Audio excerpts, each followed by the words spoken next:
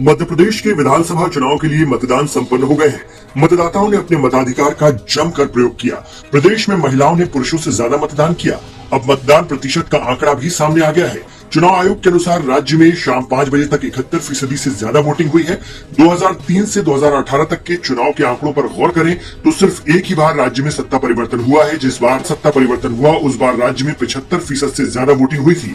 मध्य प्रदेश में इस बार बीजेपी कांग्रेस के बीच कांटे की टक्कर है। कई विधानसभा सीटों पर त्रिकोणीय मुकाबला है। दोनों ही पार्टियों ने जीत के दावे किए हैं, लेकिन बागी और दूसरी पार्टी के उम्मीदवारों के कारण हार का डर भी सता रहा है।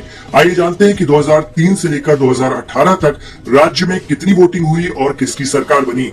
मध्य प्रदेश में 2018 में 75% से ज्यादा वोटिंग हुई थी। 2018 के विधानसभा चुनाव में 75.2% मतदान हुआ था, जिसके बाद राज्य में सत्ता परिवर्तन हुआ था। 2013 के विधानसभा चुनाव में राज्य की 230 विधानसभा सीटों पर 70.8% वोटिंग हुई थी। इस चुनाव में बीजेपी को 165 और कांग्रेस को मात्र 57 सीटों पर जीत मिली थी।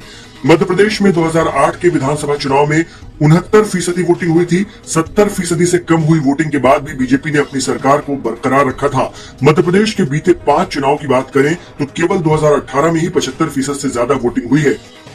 2018 में किसी पार्टी को पूर्ण बहुमत तो नहीं मिला था, लेकिन राज्य में कांग्रेस की सरकार बनी थी। अगर आंकड़ों पर गौर करें तो ये साफ होता है कि 75% से ज्यादा वोटिंग राज्य में बदलाव का संकेत देती है। मध्य प्रदेश की सभी 230 विधानसभा सीटों के लिए 2533 उम्मीदवार मैदान में थे।